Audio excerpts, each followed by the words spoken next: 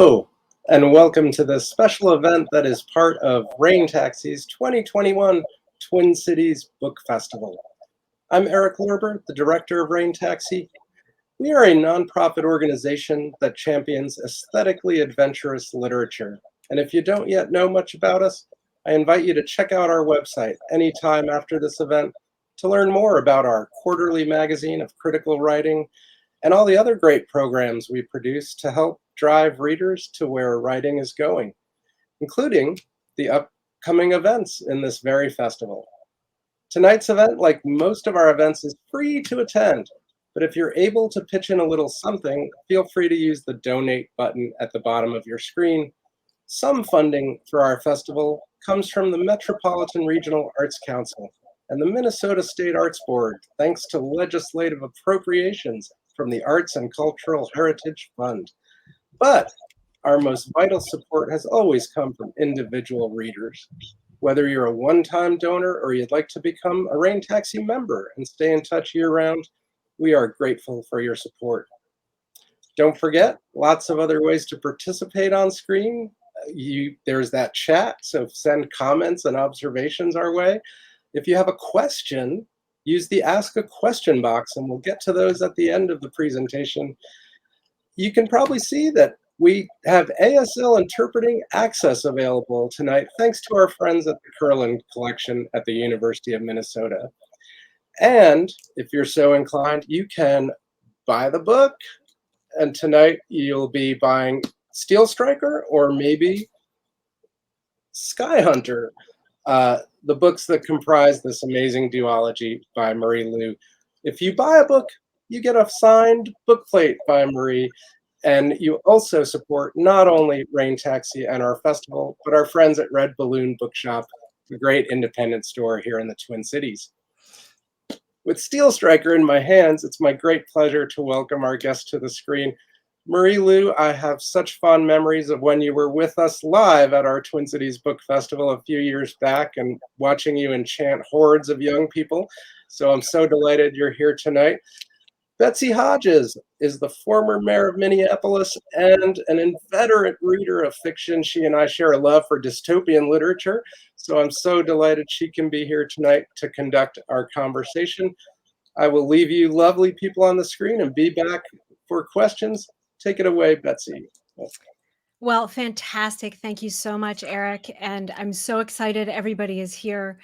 I join you in your excitement to be in conversation with Marie Lu. And I have to say, I never stopped reading young adult literature. It's not something I've talked about a lot, but I've just never stopped reading it. And along the way, I discovered Marie a few years back. I think Legend was the first book of yours that I read, Marie, and am such a big fan. So I had to collect myself a little bit before we could all go on screen together, because I'm just so excited. And so I just marvel that I get to talk to an author whose work I love so much. And I will say, Marie, that, and for folks who haven't read it yet, Steelstriker is so good. It's fantastic, as I wrote on my analog Zoom background. It's a fantastic book. Skyheart. I didn't exactly read Skyheart and Steelstriker. I read them together. I absorbed them. I just absorbed them into me. I didn't even inhale them, because that implies some sort of exhalation. I absorbed them. There were molecular changes in me as I read about these characters and what they were going through. And so it's just part of me now. And these books are remarkable. So the first thing I just want to say, Marie, along with the legions of fans who are watching and who are with us tonight, is you're very good at your job. And thank you for writing. So. Oh my gosh. Well, thank you. I'm overwhelmed. Thank you. That's one of the nicest things anyone's ever said. Thank you so much. I'm deeply honored that you've enjoyed the books. Thank you for being in this chat with me. Thank you, Eric, and the festival for having me here. I'm just really honored and excited to chat with you. Well, there's Some of the themes, particularly in this duology, and for folks, I'm not going to spoil anything for you for Steelstriker. I know it's only been out 2 days. For those of you who've been waiting for it, if you haven't read it yet, it's so good, and it is a worthy companion to Skyhunter, which was also so good.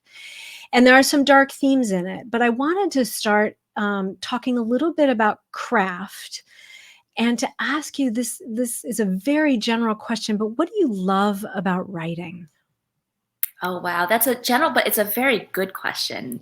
What do I love? I love that, every single one of my books is a snapshot of who I was in the moment of that creation. It's my way of interpreting what I see in the world, interpreting my own feelings and understanding my own mistakes and what I'm learning in that moment. What's keeping me up at night?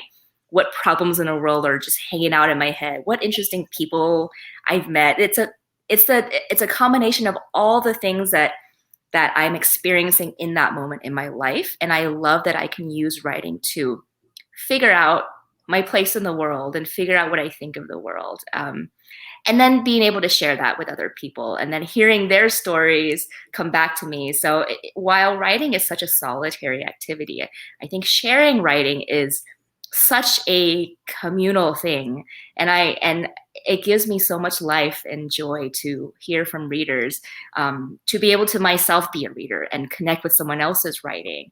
It's just the most primitive, but to me, the most significant way that humans connect with each other. Mm. And when did you start thinking to yourself, I am a writer, as opposed to when did you start writing, and when did you start thinking to yourself, I am a writer? And were those two different moments or the same one? Oh, that's a great question, because those were definitely two different moments. I came to the States with my parents when I was 5 from China, and I didn't know the language at the time. We settled in New Orleans, and one of the first assignments my mom gave me was to go to kindergarten and write down, 5 English words a day, and look them up in the dictionary, memorize what they meant, and write them into sentences. So I would write these paragraphs every day to pick up the language. And that was technically how I began writing. And, in the beginning, I hated it. But then after like a year or so, after I picked up enough of the language to know what to do with it, I realized that I just really enjoyed this practice. I enjoyed being able to make up stories for myself. When I would go to my mom's workplace with her all the time, when I was little, and, to pass the time, I would just make up stories to myself and write them. I would write down these little booklets and like staple them together and write my name on them as if they were a book, like what I saw at the library. So I loved that exercise of writing all throughout childhood. I loved reading. I loved writing. I loved like drawing and just anything creative I really loved. I didn't understand what it meant to be a writer until I was, I think, 13. And I would call this moment probably the moment that I was like, I want to be a writer, or I hope to be a writer. And it was when I was reading the paper, the Houston Chronicle. I had moved to Houston at this point. I was reading the paper, and there was an article in it about this 13-year-old girl named Amelia Atwater Rhodes, who had gotten her first book deal with Simon and Schuster. I think it was a vampire story called In the Forest of the Night. And that was the moment when I had two thoughts. My first thought was, oh, real people write books. Like, I don't know why that never occurred to me. I don't know where I thought books came from. And they were just like there. I didn't really associate the names on the books with real people. But that was my first moment when I was like, oh, like real people write books. And also, this girl is 13, I'm 13, that means that I could write a book like the ones that I love. And that was the first moment. And I remember that moment so well, because I was like, I want to be a writer. And I have always carried that with me since that moment. Like all throughout high school, I would write just terrible manuscripts and try to submit them for publication. And it was just something that I had been aspiring to ever since that moment. And was there a moment where you said, not only do I want to be a writer, but I am a writer?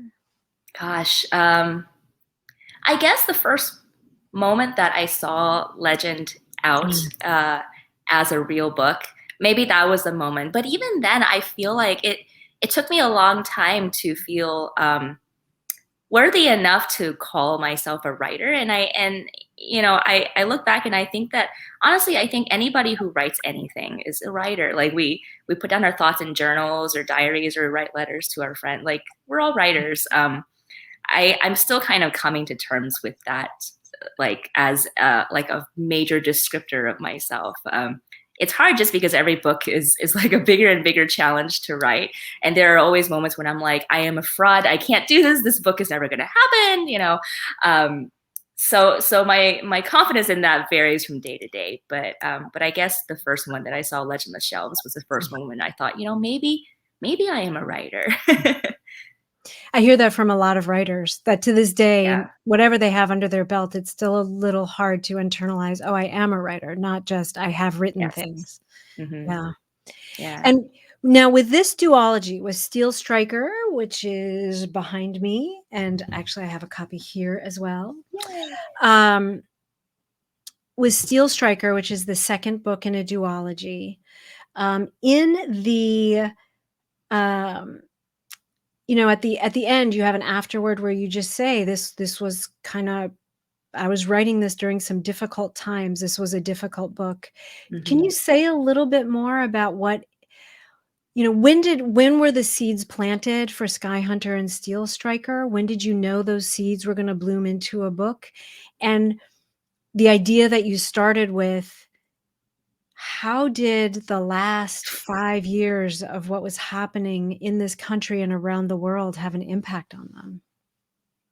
Yeah, that's such a good question. I had said that every single one of my books is a snapshot of my life in that moment, and Skyhunter began in 2016. So this series is absolutely my way of dealing with everything that happened in our country, in the world, from 2016 onward, and all of it is in there in some form.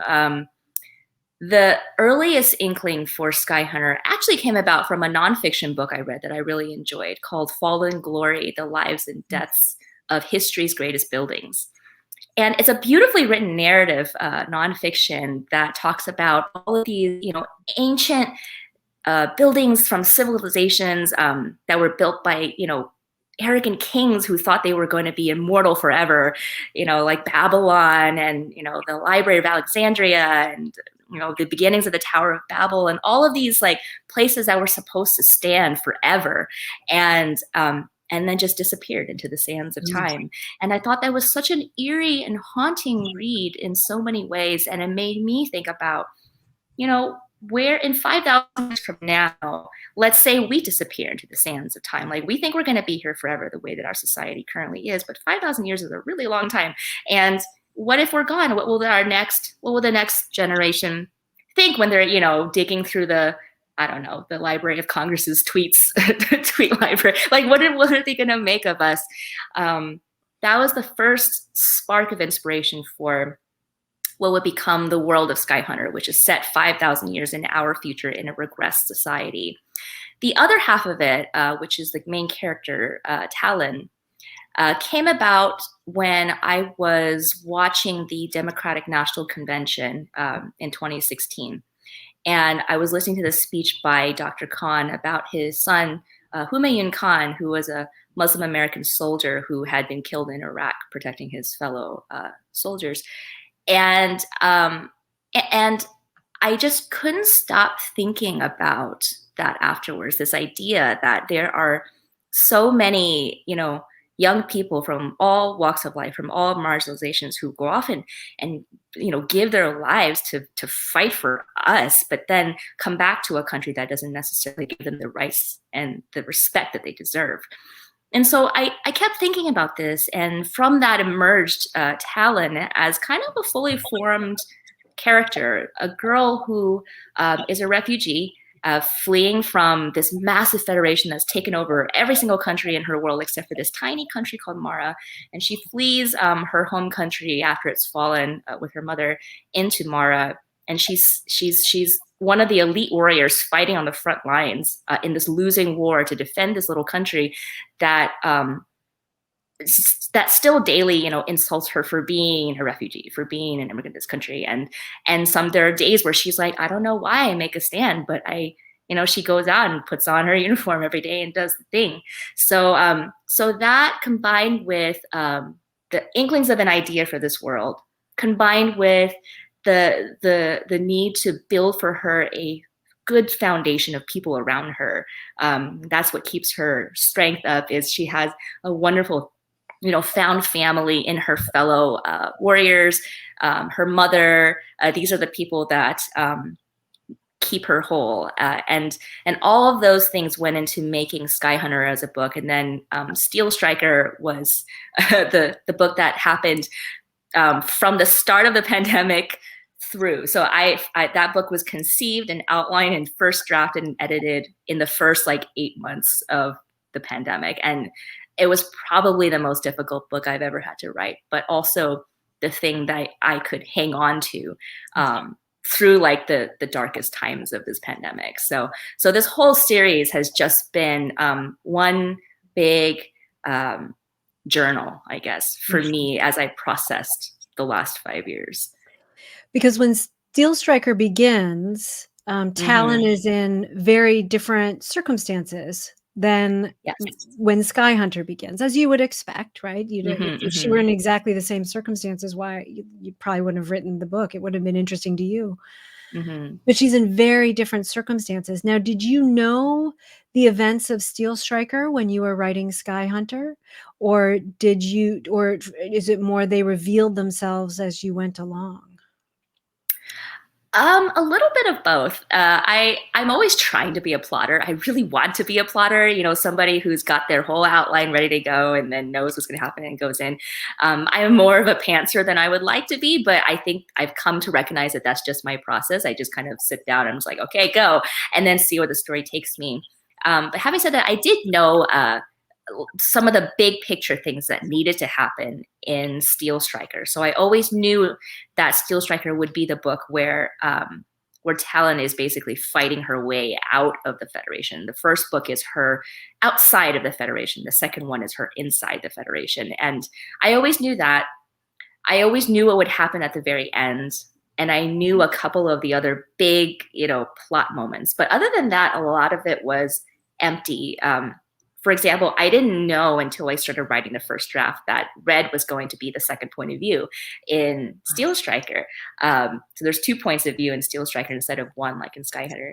But very quickly, about 50 pages in, I was like, oh, right, I'm actually, if I only have Talon, I'm only stuck in her head, and I never get to see what's happening outside. So in came Red.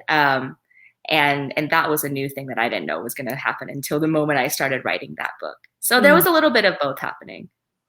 It's very powerful to bring in his point of view in the second book. I just, as a reader, especially having read Skyhunter, or as absorbing Skyhunter and then absorbing Steelstriker, having Red's point of view was very powerful. And I think it was a great choice for the second book. Yeah. Thank you. Yeah. Thank you. In that, now, and these are still some kind of craft related questions that are building up to some questions about the books themselves.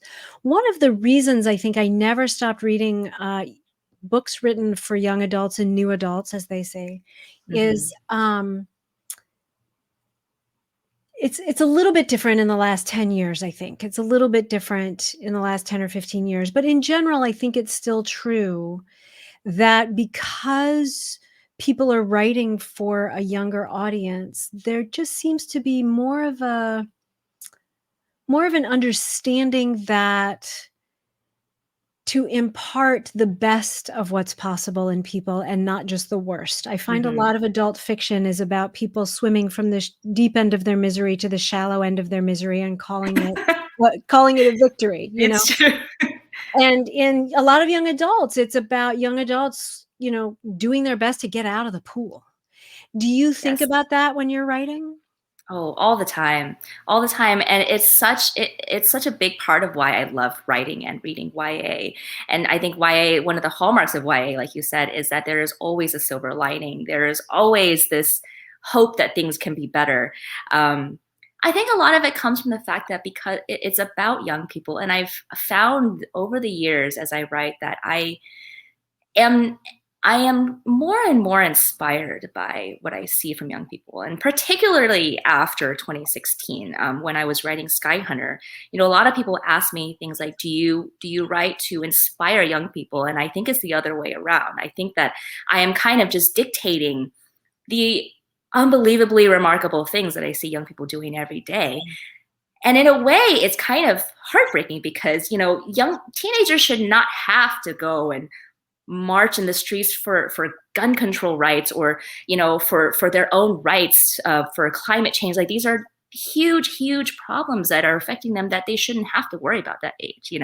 They should be able to go to school and worry about their first, their grades and their exams and prom and that kind of thing. But nevertheless, I see so many young people just taking on these giant issues and standing up in the face of that. And I find that just so remarkable. And I love that is the difference between YA and adult. And you see that, even though there's these really heavy books talking about dark dystopias, there's a silver lining, and the silver lining is always the young people in the story, that they can make that change.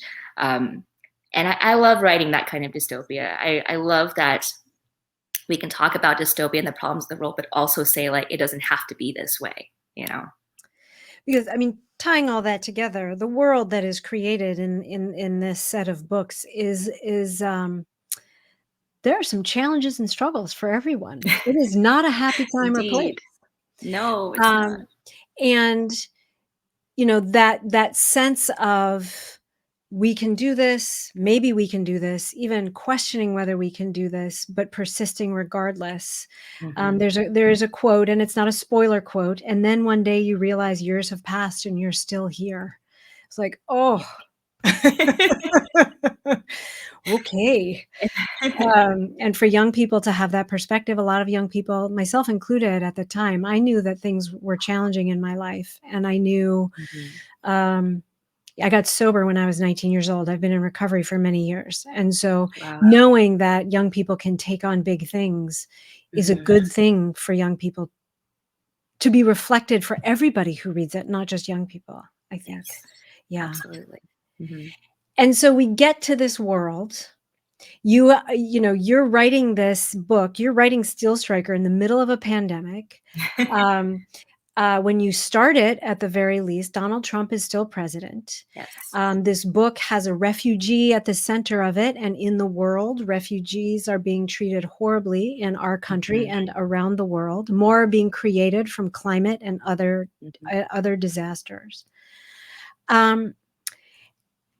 And yet, and still, we've talked about that theme of things are possible. Let's get out of the misery pool, not just swim to the shallow end. There's also a theme of home, and who and how is home. Can you say a little bit about, and that was true in Skyhunter, and it's especially true in Steelstriker, like, what is home and where is home? As you were saying, Talon is grappling with that as someone who is a refugee, but also fighting for the country she landed in. Can you say a little bit more about that? Yeah, absolutely. And I love that you're mentioning that, because it did turn into a really big theme throughout the second book, that I wasn't intending, but it just kept coming up. And I knew that this was like a big thought that Talon has. And a lot of that was inspired by, the fact that I'm not a refugee, but I am an immigrant. And so as an immigrant, I think our hearts are always torn between two places. And, I'm an American, and I'm loyal to America, and I love America. And there's also a part of me that is still in China and, loves China. And I have very complicated feelings for both of these countries, both of which I consider my home in some sense. But so throughout the book, that was me kind of puzzling through this question of, what is home where you live? Is it your birthplace? Is it your heritage? What is it about a place that makes it feel like home? And eventually I've realized that, home is home is not really a place. It's a feeling. It's the people that you have with you. It's the good around you that makes you feel safe. Like, that's home. And this is something that Talon is figuring out throughout the entire thing as she's trying to find her footing, trying to understand, why she fights for what she fights for, what the point of it is. Because she could very easily give up at like a dozen different parts in the story. Like, you don't have to do this. Why do you have to do this?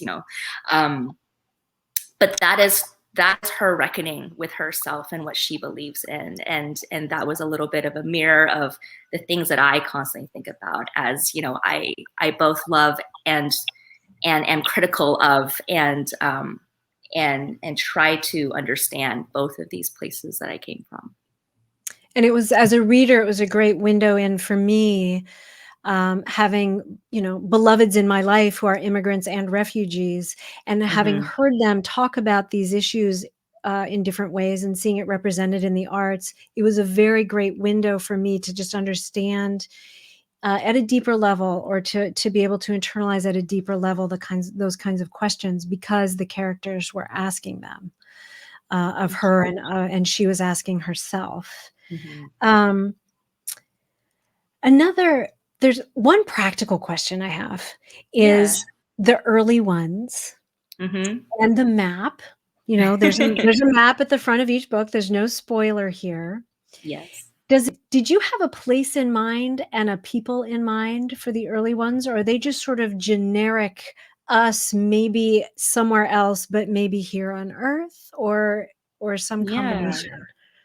That's an interesting question, because the earliest drafts of Skyhunter were set on a completely different world, a galaxy far, far away with like 3 moons in the sky and that kind of thing. So as I was writing, and my editor and I were talking it through, I realized that I would like it a lot better if it was actually set in our world, but kind of an unrecognizable or near unrecognizable version of our world. So Skyheart is actually set in like the general Pacific Northwest. That's kind of where it is. And you're right, the early ones are very much like a general idea of who we used to be, and the technology that we had, and people were just kind of picking through the rubble of it. So that's what the setting was. Because I dog ear books a lot, and there's lots of sorry for everybody to hear that. It may be hard to see, but I have lots of dog ears, and some of those, I love it. Some of those are me trying to figure out what building you're describing. Oh. When you're talking about everything, I was like, is that a real building or not? So other people have fun with that, and maybe there will be online conversations about that. One of the, as Talon is, as you said, in this second book, she's fighting out of the Federation, doing her best, where she's been, and so she gets, we as the reader, and she as the protagonist, gets a different picture on the people at the heart of the villainy. Yes. I think that's a non-spoilery way to say it. That was really well put. Yeah. She gets different insight about the people at the heart of the villainy that's happening and the evil that's happening. And can you say how you wanted to portray both evil and the villains? And because it's not, it's not cut and dried. Right? Yeah, absolutely. And this is something I've always loved playing with in my books. I love playing with the idea of what a villain is and what makes them tick, and what the concept of evil is. And, with the exception of a few people, like, I think in general, we all exist in a realm of gray, and that the difference between heroes and villains is usually just who's telling the story. Everyone thinks they're the hero of their own story, right? Like, and that's very much the case in Skyhunter and Steelstriker. Red in particular is haunted by this idea, because he was a child soldier who was raised in the Federation, grew up thinking that maybe this was just the way things were, and that, maybe the Federation was inherently good. He was fighting for a cause that was decent. And then realizing that he was somebody who actually caused a lot of horror and a lot of pain, and yet not knowing how to get out of that system.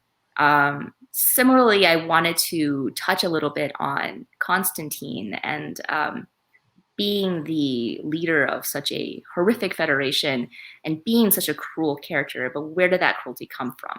What is it that drives him to do this? Because, a lot of people, there are the occasional, mustache twirling villains who are just evil for the sake of evil. But a lot of villains are people who are just, they have some vision that they are just relentless to achieve. And some twisted version of their mind tells them that this is the right thing to do. And they can't understand why everybody else doesn't think this way. And I love analyzing that. I love studying that in different angles. I love playing with the fact that, evil, this is a quote from the book, like, evil doesn't have to be big. It doesn't have to be like one giant person or a leader or whatever. Evil is usually small. It's in all the little tiny things that every person does every day, like little choices that we make, moments when we're weak, moments that we do things that we later regret. These things, like millions and millions of these little moments, can add up to a greater evil. And this is something that a lot of the characters touch on or realize as the story goes on. Now, one of the great things about these books is that there are all kinds of women.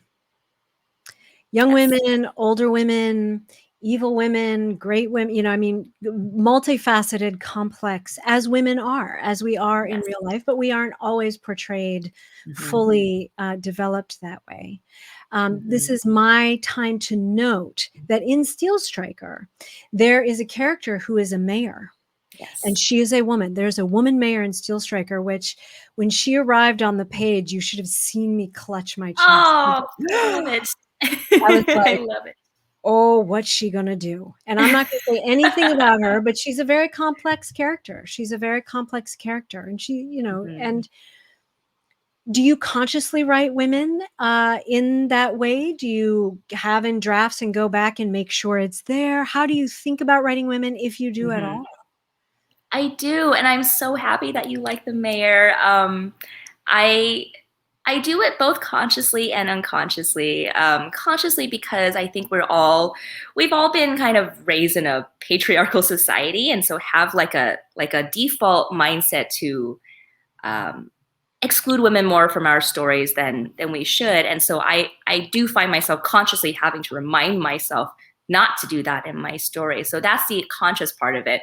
But unconsciously, I think it's just really fun. And I hope, and it's always my hope to make science fiction and fantasy worlds that reflect the real world and that look accurate to the real world. And in the real world, women they come in all forms, all facets, all walks, like you said, good, evil, complex, weak, strong. And it's always my goal as a storyteller to mirror that in books, because I think it makes for a realistic world and a rich world and something that readers can get behind. And I will say, I'm going to return to the book and just sort of read the passages about the mayor again, and feel free to write an entire book about her if you choose. I love it. Thank you. Like her entire backstory. I will think about it for sure. You don't actually have to do that, but just know she's that good a character. Oh, thank you so much. This totally is making my day. Thank you. Yeah. So a reminder to folks that in a few minutes, we're going to open it up to audience questions. So if you have them, I'm sure they're reminding you in the chat, but I will remind you just right here, put your questions in the chat. I'm sure that you have them. Now, what is it like when you finish writing not just a book, but a duology?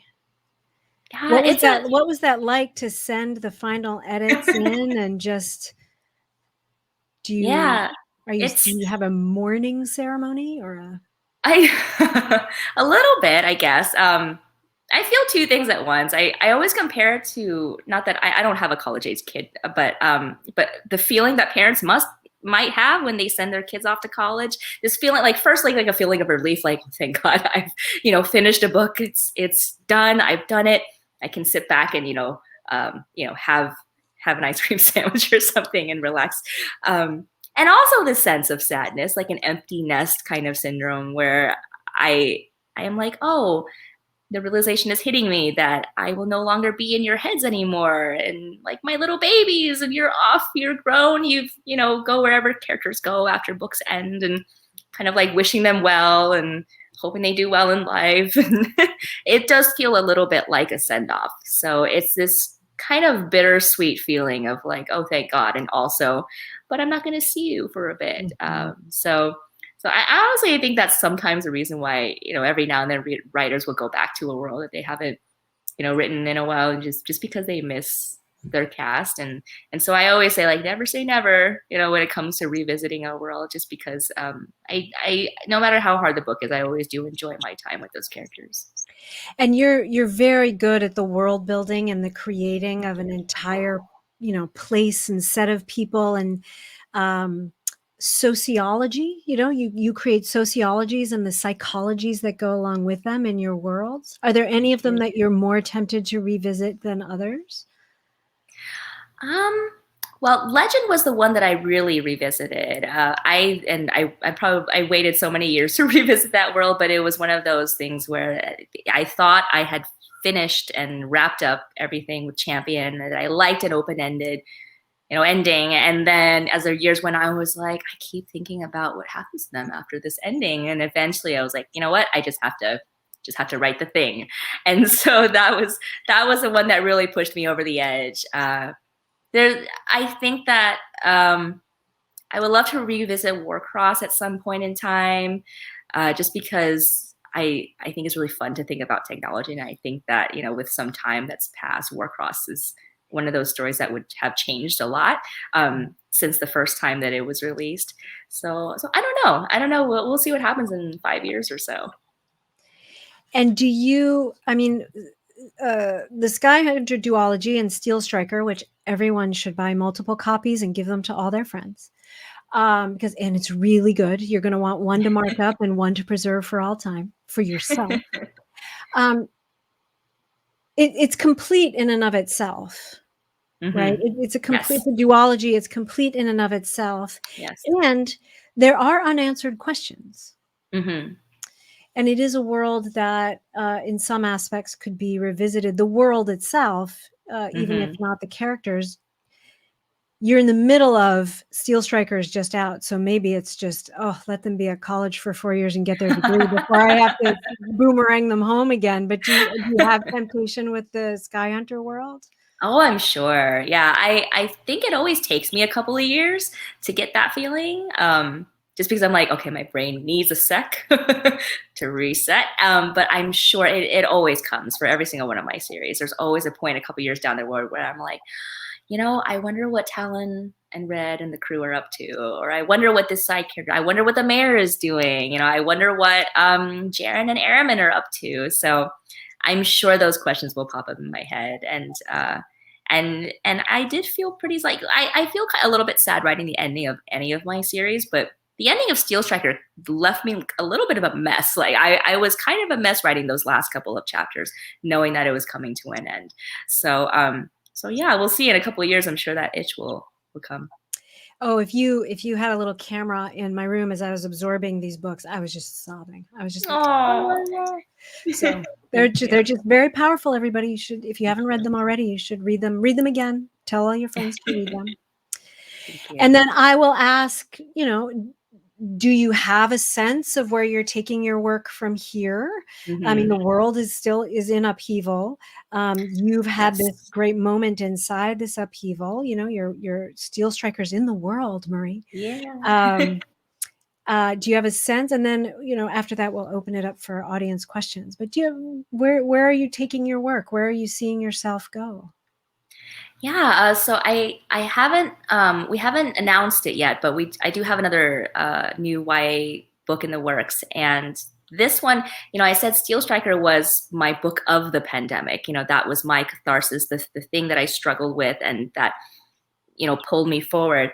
The next one that I have was also written during the pandemic, but obviously, but it was my escape. Like that was my candy for when Steelstriker got too overwhelming and too dark, and I had to step away and rest for a second. I would be like, oh, I have that candy book that I have, on the side, and so I would write that. And this one I would say is the most fun I've had writing a first draft ever. Like I hate writing first drafts. I absolutely hate writing first drafts. I will do almost anything except for write a first draft, but I had a blast writing this first draft. Steelstriker and Skyhunter was all of my feelings from 2016 onward, but this new book is kind of all of my, all the things that make me happy are in this book. Oh. And it's a very different tone from Skyhunter and Steelstriker. It's a lot lighter. It's a lot faster. It's a very fun book. It was my way of letting myself relax and escape during the pandemic. So I'm really excited about it. I can't talk too much more about it, but I hope I get to soon. I'm excited to hear more about it whenever you're ready. Thank you. And I will just, for folks who, read Skyhunter and are reading Steelstriker or are considering reading either of those books, I found them actually a very good way to metabolize the last 5 years in a way that news and social media and such don't allow for, because they're a few steps removed, but the themes are so relevant, but they do have that sense of capacity for the human spirit. So I recommend both these books just so highly. Read everything Marie has ever written, but for sure read Steelstriker and Skyhunter. Thank you. So with that, it's been such a pleasure chatting with you and getting to ask all the questions I would want to ask an author. Again, the 13-year-old in me is just telling. She's just like, what do you mean I get to ask the author these questions? I've never been able to do that before. Oh, so gosh, thank you for that. No, thank you so much for such wonderful questions. I had so much fun chatting with you, and it's such an honor. Thank you. Thank you. Great. And the audience has many questions for you, I'm sure. So I'll turn it over to Eric. Okay. Well, thank you both so much. I'm going to say on behalf of all the readers watching what a thrill it is to hear such smart questions and smart answers and just immerse ourselves in this world. Thank you both.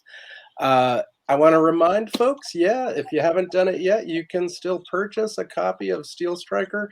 On that same purchasing page, we put up a link for Skyhunter, so you can get them both if you need them both. You get a signed book plate with them, and you get to support a great independent bookstore. So I hope everyone will follow Betsy's advice and snag copies of these. We do have great questions from the audience. Not a surprise that readers of Marie Lu have interesting questions out there. I'm going to start with one that Marie, you might have hinted at already when you were animatedly talking about the work you're going to be doing, but Abby out here wants to know, what is the absolute most fun you've had writing a book? Which of them was the most absolute joy to write? Well, thank you. That's a great question. Aside from what I'm working on right now, I said it's really hard for me to enjoy first drafts. The blank page is just terrifying to me. So I much prefer the revision process. I would say that the book that was the most fun, just in a happy sense, was Warcross. It's just a very colorful, kind of upbeat, optimistic world. And world with a lot of problems of its own, but also just kind of just fun and a little bit funny. And it was my chance to enjoy the headspace of Amika Chen, this girl who is kind of the wish fulfillment version of myself. Like, she's a little bit like me in some ways, but also the much cooler version. Like, she rides a skateboard and, knows how to hack computers and can keep, hair dye in her hair, like all these things. And I'm like, I would like to be you. So it was just really fun to write about her and be in her headspace. So I would say that one's probably the most fun one. That's great. And I think you just gave a great writing tip about writing the cool version of yourself. I might try that. Now we have a terrific 3-part craft question from Kylie. Wow.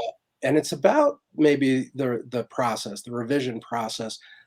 What are some of the most helpful critiques that you received during, the composition of a book? And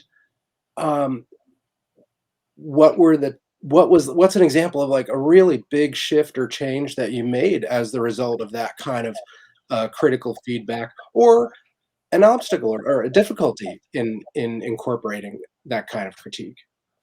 That's a great question. All three of them, and I think I could probably answer three of them with one story. So I found over time that the most helpful critiques I get are often the most difficult to swallow, because they're usually like big changes that need to happen, that I know need to happen, but I'm just like, I don't want to do it, you know? So an example of one is the Young Elites. Young Elites is about a girl named Adelina who becomes a villain. She goes from being a normal girl to becoming the super villain, essentially, of her world, and how that downfall happens. She's basically like the lady version of Breaking Bad. And that story did not start out that way. The first version of the Young Elites was told from a very normal, good boy Clark Kent point of view, and set in this kind of Renaissance-y fantasy world. And I wrote about 100 pages of that story with Adelina as the villain in that story. And I gave it to my agent, and my agent, who is wonderful, but she lets me know exactly what she's thinking. She was like, I'm not feeling this story at all. Like, I don't think this is good. And I was like, oh, well, is there anything that you did like about this story? And she said, I really loved your villain, Adelina. She was clearly the most interesting character in this manuscript, and the one thing that I would keep if you choose to rewrite it. And it was in that moment, like I had just this like flash of realization, and kind of a sinking feeling, because I knew that I had been telling the story from the wrong point of view. Everything else was more or less the same, except that I needed to shift the point of view. So the whole book I had to start over again. But this time I started from Adelina's point of view, and made her the hero of her world, where she thinks that she is everything that's happening is, valid and good. But actually she ends up being the villain. And this whole story just like poured out like that. That was the change that I needed to do. And it was a hard change, so I had to throw away 100 pages of work. But sometimes that's the one thing you need. And I think the other important piece of this advice is you don't want to get that kind of advice from just anybody. And I think it's very important to, especially early on in a story, to protect your work a little bit. There is such a thing as too many cooks in the kitchen that can kill an idea before it can even get a chance to start. So I think it's important over time to learn who your one or two very trusted readers are, and whose opinions you value and know that are worthy of being heard, and worthy of changing your entire creative vision for. And then having those people, and then learning how to swallow advice like that. The other big one was with Skyheart, actually. And the trusted person was my editor, my long-term editor, Jen Besser, who was amazing. And, Skyheart started off from a different point of view as well. This seems like a common theme with my early drafts. And it was actually from Red's point of view. But we talked about it for a bit, and my editor was like, hear me out. I think that we have the wrong point of view. I think talent should be the point of view. And as she was talking through, I was like, oh, you're right. And again, I had to start over, retelling the story from talent's point of view. And those were always really difficult critiques to swallow, but probably the critiques in my life that have made the biggest difference in my stories.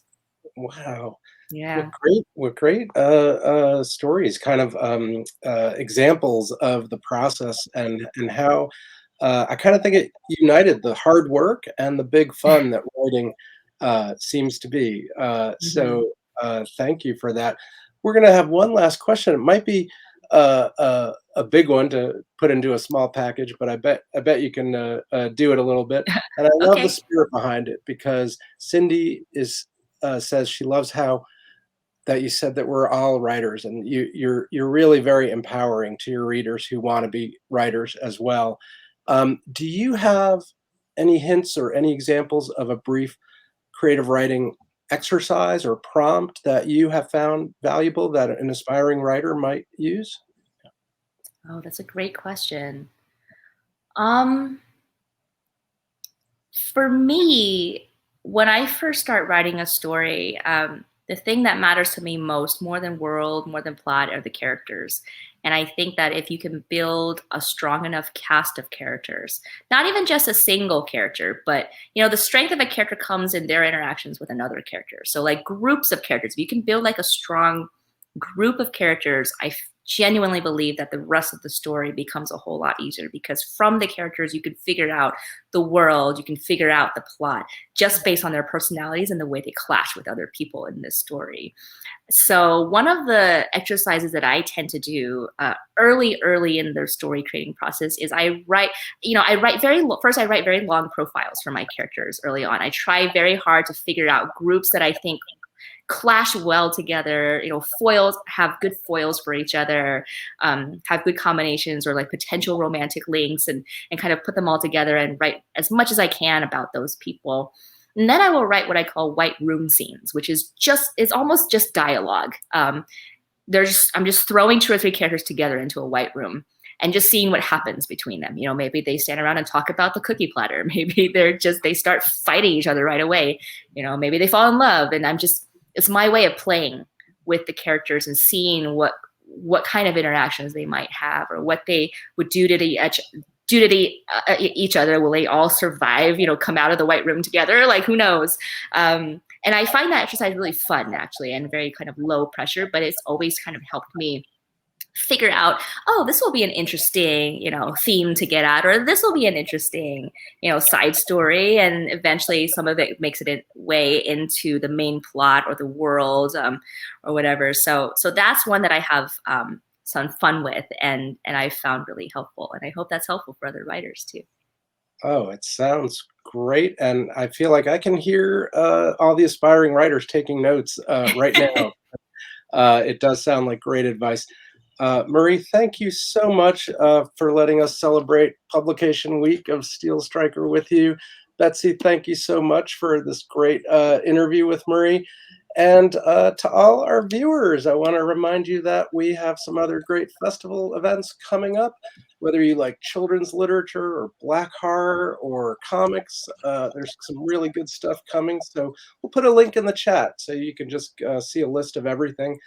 And I want to also thank our media sponsors, Minneapolis St. Paul Magazine, Minnesota Public Radio, the Star Tribune, and the Twin Cities Public Television, as well as, again, the Metropolitan Regional Arts Council and the Minnesota State Arts Board for their support. But thanks most especially to each and every viewer watching tonight. Have a great night, everyone. Thank you all so much. Thanks so much.